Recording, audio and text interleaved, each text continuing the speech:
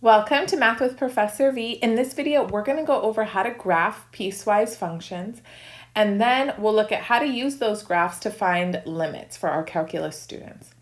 So as a review, a function is called a piecewise defined function if it is defined by two or more functions on its domain. And they're pretty easy to spot. When you have a piecewise defined function, it looks something like this. You'll see the little squiggly bracket on one side, and then the function is defined by, in this case, three functions, but two or more makes it piecewise defined. And then you need to know on which portion of the domain it's defined accordingly, okay? So in this first exercise, we're just going to graph it. We're not going to do any calculus limits. We're just going to build up our skills and make sure we're really competent at graphing piecewise defined functions. And anytime I teach calculus, I have, pretty much a split going on. Half my students can look at this and graph it right away, and then the other half really struggle. So if you're struggling, then this video is totally for you. What I recommend you do until you get really comfortable is you make a table. So I'm going to sit here and make the table with you, and you just got to do it a little carefully, but it will be your saving grace. So here we go. So I'm looking at my function, and it's defined three different ways. If x is less than -1, it's defined to be -3x. So I know that's a line, slope -3. I can pretty much just graph that, but just to be safe, let's put a couple values on our table. So it's only equal to -3x if x is less than -1. So let me put on my table maybe -3, -2, and then here's the funky part. I am going to put -1 on the table. And you might say, but Professor V, it says x is less than -1, not less than or equal to -1. So I'll tell you, I know. I'm going to remind myself that it's not actually equal to -1 right here and put an open circle. And that way I'll remember when I go plot this point on my graph to plot it with an open circle. So all of these x values get plugged into -3x. I do have to actually plug in -1 though. You can't cut it off at, say, -1.9, because what about -1.01 or -1.001, or you know what I mean? There's infinitely many numbers that can be smaller than -1, and you can always keep getting closer and closer and closer. So you do have to actually just plug in that number and plot it with an open circle. All of these get plugged in for x into -3x. Okay, moving on to the next part of my piecewise function. And this part looks a little weird. You're like, there's no x here. I know. So they're just straight up telling me if x is -1, y, or f of x is 0. So if x is -1, y is 0. And this one has a straight up equal sign. So I'm going to plot this point on my graph, closed circle. And then the next part here is for values that are greater than -1. 2x squared plus 1. I know that's a parabola. It's been stretched vertically 2 units, so it's a little skinny, and it's been shifted up 1 unit. Again, I am going to plug in -1 for x, but I'm just going to remind myself, plot that with an open circle, and then let's put in also, how about 0 and 1 into the table, and these get plugged into 2x squared plus 1, okay? All right, here we go. So now let me get all my function values, all the y values. So -3 in for x into -3x, that'll be +9. This will be 6, 3. That one's already 0 because they gave me that. And then -1 squared times 2 plus 1 is 3. This is going to be 1, and then this is 3. Okay. So now let's put our graph together. I'm looking already at the y values. Nothing is negative, and I got to go up to 9. So I'm just going to draw mostly quadrants 1 and 2. Sound good? Okay, great. And x is going to go between... I went all the way down to -3, didn't I? Okay. And then 1, 2... We didn't plug in all the way to 3, but I'll just put it. And then we have to go up to 9. So 1, 2, 3, 4, 5, 6, 7, 8, 9. Okay. So -3, 9 is a point on the graph. -2, 6 is a point on the graph. And then -1, 3, open circle. negative 1, 3, open circle right here. This all comes from negative 3x, so this is a line. Draw yourself a cute little line, and it extends forever that way. X is less than negative 1. It's not bounded on the other side, so we put an arrow on the graph. Good? Okay. Negative 1, 0. That's a point on the graph. Negative 1, 0. Right here. That's it. Just kind of hanging out. All right. Continuing. Now we're going to graph the parabola. Negative 1, 3. Negative 1, 3. I already have an open circle there. Another open circle doesn't change it. You don't have to show that there's two open circles. Just leave it. It's great. 0, 1. And then 1, 3. 1, 2, 3. You could do more if you want. Should we do one more? 2. 2 squared is 4 times 2 is 8 plus 1, 9. Oh, but we already have up to there. I'm not going to do 3 though. It's going to be off the charts.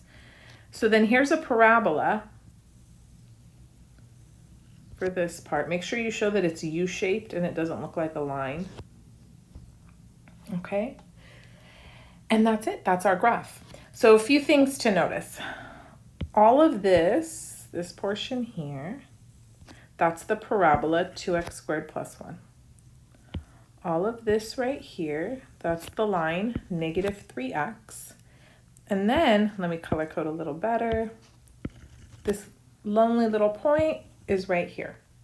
So some students in their head can graph this without having to make the whole table. You just look at negative 1 as kind of where the domain splits, x equals negative 1.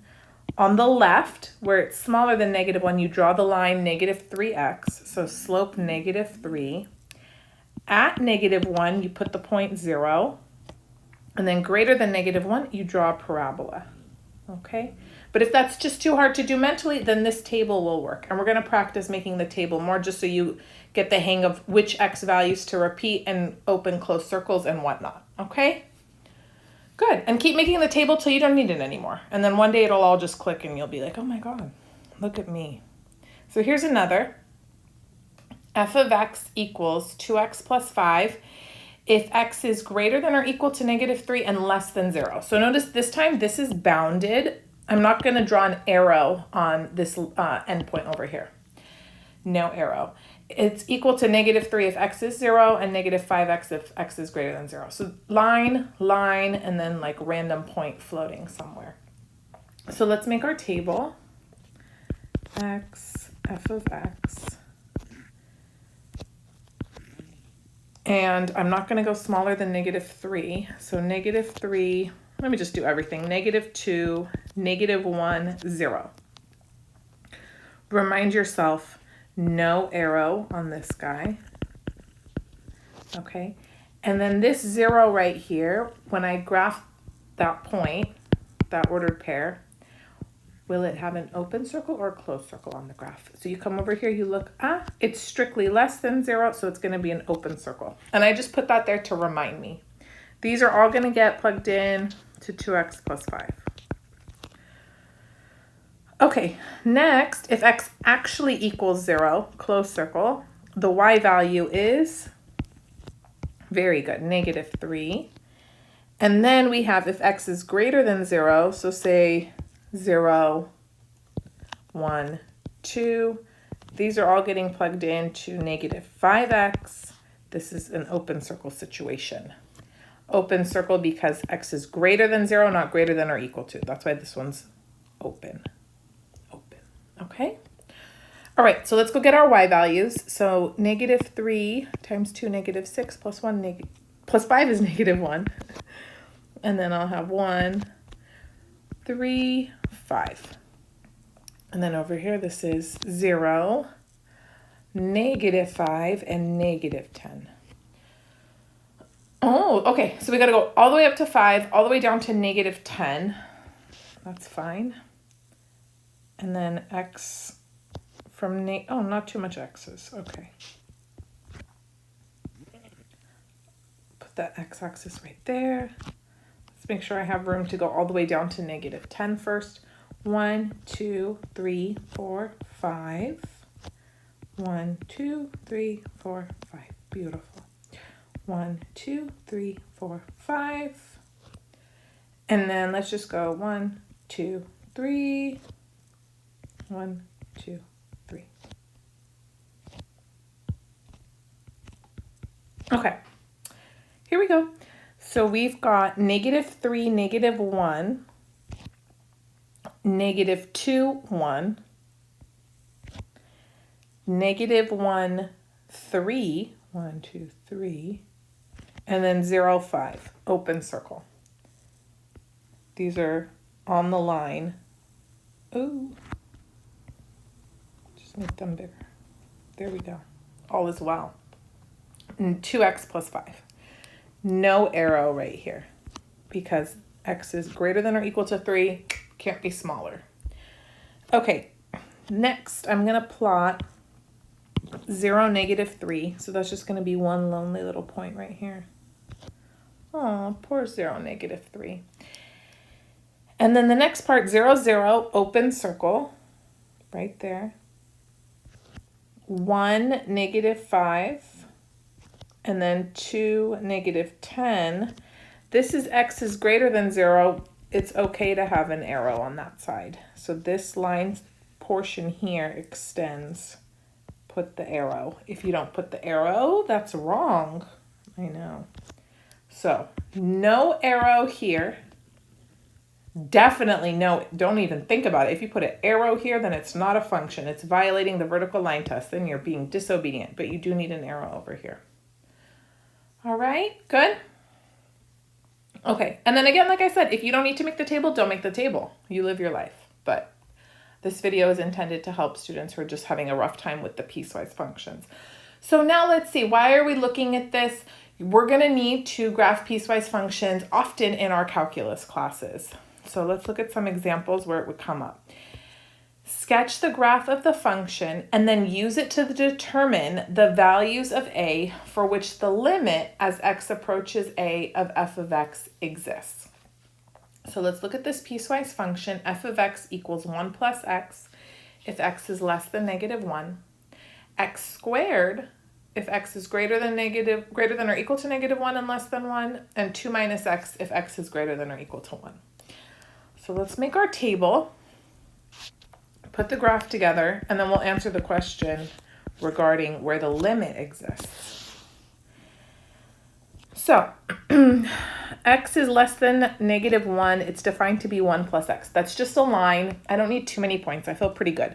Let me do -2 because that's smaller than -1. And then I do have to put -1 on the table. I'm going to remind myself to plot it with an open circle. Open because this is strictly less than -1. So open. So these get plugged into 1 plus x. Okay, now it's a parabola x squared for x between -1 and 1, but it can equal -1 on this part. So let's do -1, 0, 1, open circle on the positive one, close circle on the -1. These get plugged into x squared. And then 2 minus x if x is greater than or equal to 1. That's a line again, so let's just do 1 and 2. That should be enough. Close circle on the 1, and then we'll just put an arrow on the other end. This is 2 minus x. Good? So make sure you can identify where there should be closed circles, where there should be open circles. If it's a strict inequality, less than or greater than, then it's open circle. If it's inclusive, then it's a closed circle. Okay? All right, let's get all the y values. So -1, 0, 1, 0, 1, 1, and 0. Okay. Everything's nice and small. How cute. We can just have a small little graph. Nothing wild. Yeah. The highest y value is 1. Thank you. 1, 2. Okay, so we've got -2, -1, -1, 0, open circle.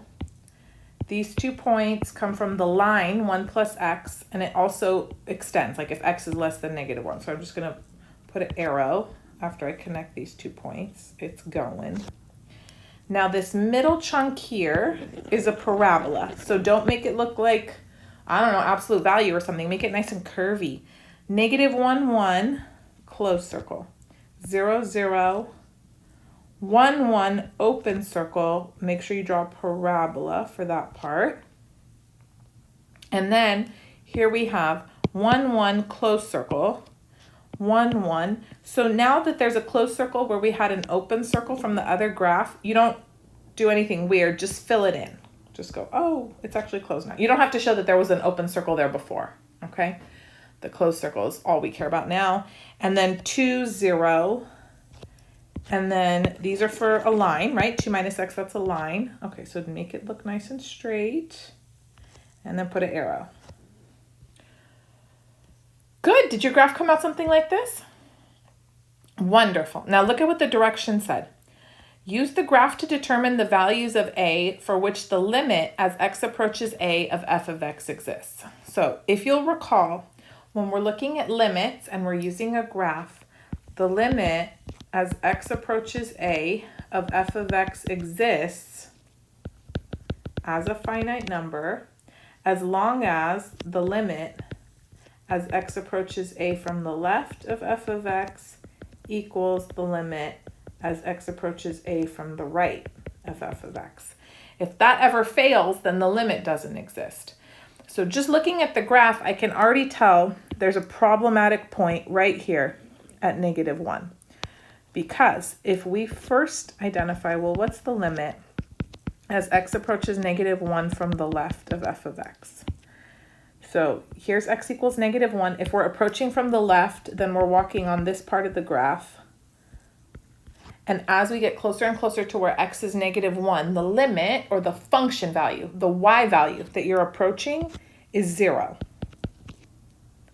However, if you're coming from the other side of the graph, so the limit as x approaches -1 from the right, now you're walking on this part of the graph. Hey!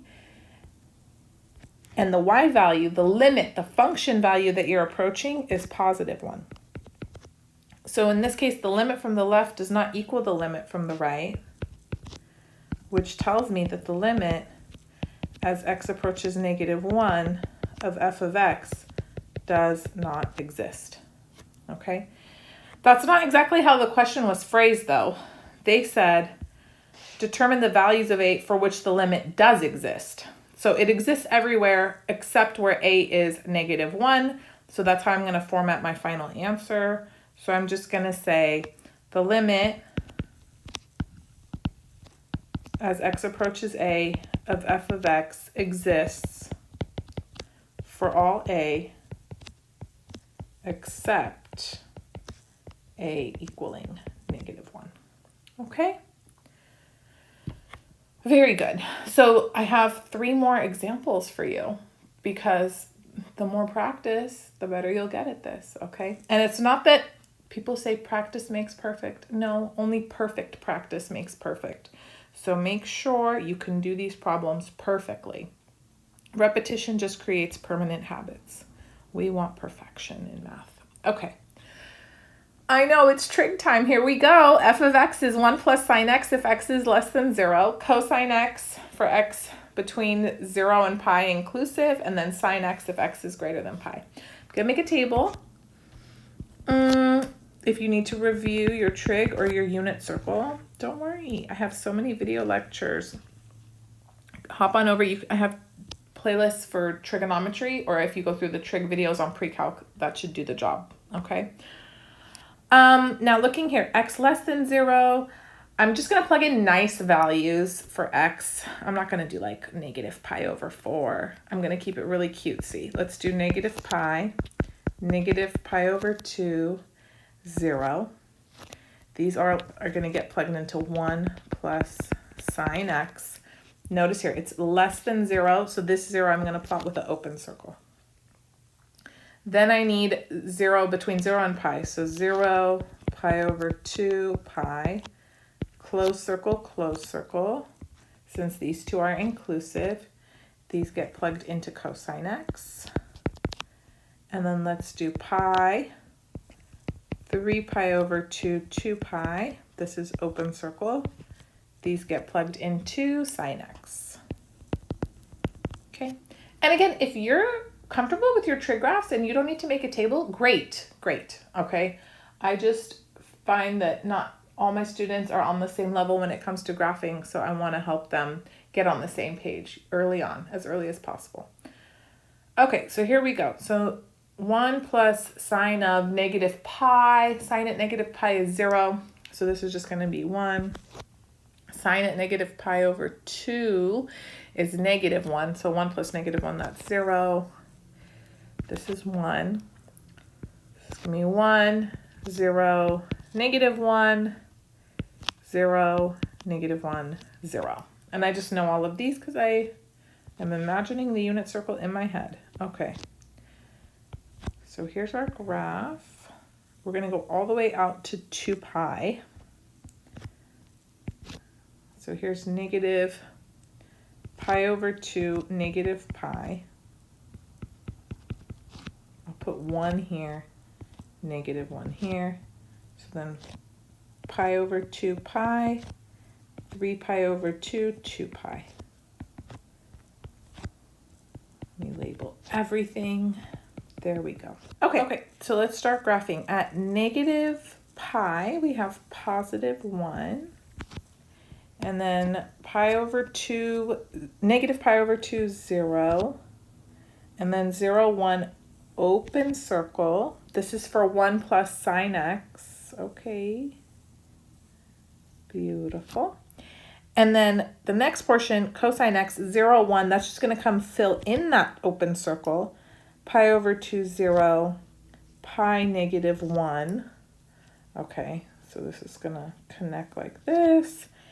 And then sine of x, open circle, pi 0, 3 pi over 2, negative 1, 2 pi 0. And then I'll put an arrow on this side. Okay, beautiful. Anywhere that the limit doesn't exist, you can just kind of trace through and see where there's a break, we're going to have a problem right here at pi. So let's explain why. What's the limit as x approaches pi from the left of f of x? So imagine you're walking on the graph, you're coming from the left side. What's the function value? What's the y value that you're approaching? Right here. You're heading towards y equals negative 1. Now what's the limit as x approaches pi from the right? So you're walking on the other piece of the graph, coming from the right side. What y value are you heading towards? It doesn't matter that there's an open circle. When you talk about limits, it's what you're approaching. It doesn't matter what's actually there when you get there. So there's a big fat open circle. It doesn't matter. Where are we heading? Towards y equals 0. Exactly. These are not the same, which tells me the limit as x approaches pi of f of x does not exist. And then we can summarize the same way. So the limit as x approaches a of f of x exists for all a except a equals pi. Good? Okay, very nice. I got 2 more. Here's our piecewise function. F of x equals e to the x if x is less than or equal to 0, x minus 1 if x is greater than 0 and less than 1, and natural log of x if x is greater than or equal to 1. Okay, so here, f of x, table time, and e to the x if x is less than or equal to 0. I'm just going to put negative 1 and 0. Close circle on that 0 because it's less than or equal to. These go into e to the x. And then 0 and 1, open circle on both. Those go into x minus 1. That's just a line. That's going to be pretty easy. And then lastly, ln of x. I know what the function looks like, so I'm literally just going to plug in 1 and be like, that's good enough. If you want to do ln of 2, that's fine. I don't usually let my students use a calculator anyways for their exam, so it's not like they would know the y value for natural log of 2 off the top of their head. Okay, so e to the negative 1, it's approximately 0.4. It's like 0.36, blah, blah, blah, but that's good enough. I just know that. If they didn't know that, it's cool. Just as long as it's less than 1, we're in the green. I don't care. E to the 0 is 1. This will be negative 1, 0, and the natural log of 1 is 0. Let's put our graph together. So here's the y-axis. Here's my x-axis. Oh, sorry. You know what? That's horrendously crooked. We got to get it together. Straighten up. Oh, much better. Okay. Everything's pretty tight on this one, so that's good. 1. No, that's 2. Okay. So if x is negative 1, we have on here, and then 0, 1, and I'm just drawing e to the x, which I know has a horizontal asymptote forever to the left. It's e to the x if x is less than or equal to 0. So hence the closed circle exponential function that way. X minus 1 if x is between 0 and 1. So open circle at 0, negative 1, open circle at 1, 0. You just draw a little line segment to connect them. That's it. That's x minus 1. Natural log of x now. So we have 1, 0, so that circle is going to get filled in. And then natural log of x, do you remember what it looks like all by itself? It goes through 1, 0, vertical asymptote right here, and then it just kind of goes upward. So we only are graphing this part. We're just graphing that part. Boom. Okay, and I told you, no calculator, so who cares what the y values are? Just draw something. Okay, there's our graph. Did yours come out like that? All right, now let's identify where the limit doesn't exist. See, right off the bat, it's over here at x equals 0. So let's identify what the limit is from each side. So the limit as x approaches 0 from the left of f of x, so you're walking on the left side of the graph, it's heading towards 1, very good. And then what's the limit as x approaches 0 from the right? Oh, from the right, now we're going towards negative 1. Oh no, these are not equal to each other. So this tells me the limit as x approaches 0 of f of x does not exist. So to summarize, you could say the limit as x approaches a of f of x exists everywhere or for all a except a equals 0. Good. Last one. Try this one on your own. F of x equals cube root of x if x is less than or equal to negative 1, x if x is greater than 1 and less than or equal to 2, and then x minus 1 squared if x is greater than 2. Okay. So here we go. Let's make the table. Did you pause the video, do it on your own? No?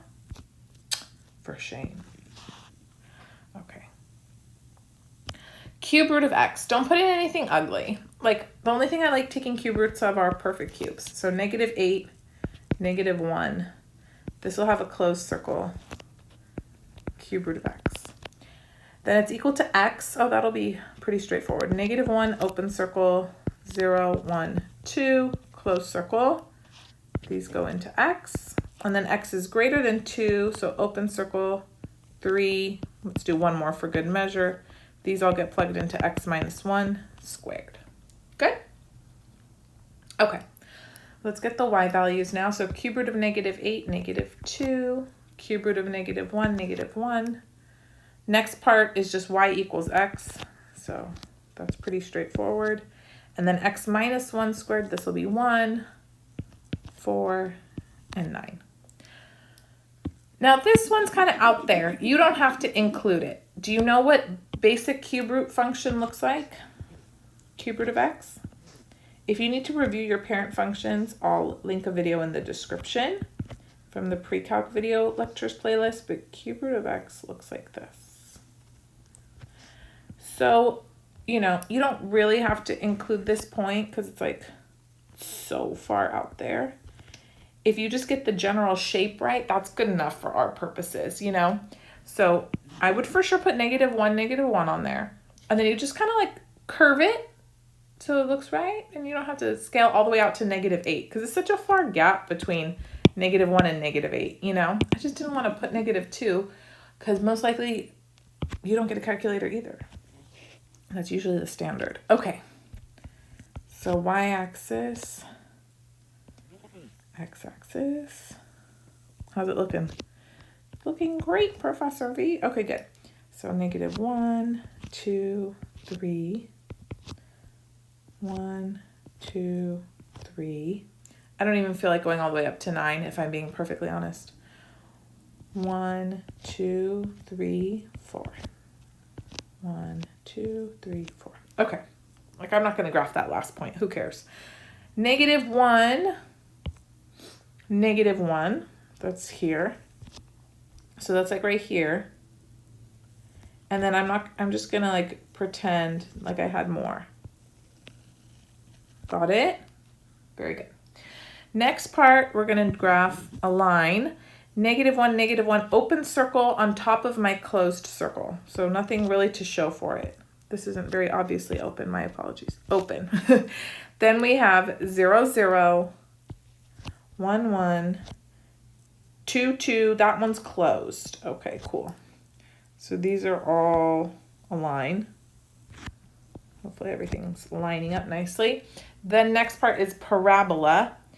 Parabola at 2, 1, 3, 4, and then it just keeps going up. We know what a parabola looks like. Good. Anywhere that you could see the limit doesn't exist? Oh yeah, right here, right here. So let's explain why. The limit as x approaches 2 from the left of f of x is, what y value are you heading towards? 2. What's the limit as x approaches 2 from the right? You're over here. What y value are you heading towards? 1. Those are not equal, which tells me the limit as x approaches 2 of f of x does not exist. And then, oh, that's not what I wanted. So then we can say the limit as x approaches a of f of x exists for all a except a equals 2. Okay, I'm so particular about writing out my answer exactly the way the question was phrased out of years of being penalized for not doing so. But if your instructor's not so picky, great. I'm just always mildly paranoid that my answers are formatted just so. I had very strict instructors all through my educational career. Okay, that concludes the video. Do you feel like you can graph piecewise functions a little bit better? It just takes a lot of practice, perfect practice, remember. And then once you're really comfortable, you can do it without the table. You're just gonna mentally start looking at it and say, I know what cube root of x looks like. I know what cube root of x looks like. I'm just gonna put it for less than or equal to -1, and I'm gonna stop myself. Then I know what this y equals x looks like. That's a line. I know what this parabola looks like. So, you know, you can break free from the table. It'll get faster, but in the beginning, it can be really overwhelming. So I wanted to show you guys this technique so that you could be more successful in your calculus courses. If you enjoyed it, please give the video a thumbs up, subscribe if you haven't already, and check out the rest of my video lectures, all organized into playlists to help you get through your calculus courses successfully in the coming academic semesters. And also please follow me on Instagram, TikTok, Math with Professor V. I love you guys so much. Thank you for your support, and I'll be back sooner than later. Bye.